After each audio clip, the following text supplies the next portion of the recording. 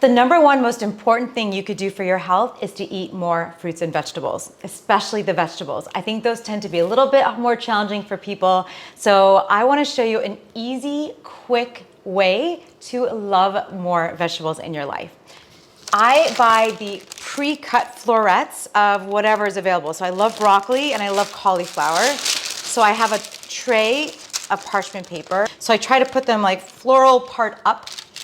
And that's it. Okay, so you line them up kind of as evenly as possible. And then seasonings. So I love lemon pepper. I get a salt-free lemon pepper. It goes with everything. It makes everything taste so good. We're gonna roast these.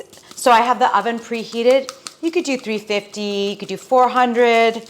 So I'm putting a lot of lemon pepper all over my veggies. You could do any powders. You could do onion powder, garlic powder, and then nooch. I love nooch on everything. Gives it that cheesy flavor. So I'm gonna pour some nutritional yeast. I do no oil, so very few calories, so much nutrition, tons of phytonutrients. That's it. I'm gonna stick this in the oven for about 20 to 30 or 40 minutes, depending on how long it takes for them to get brown. So keep an eye on it, starting at about 20 minutes.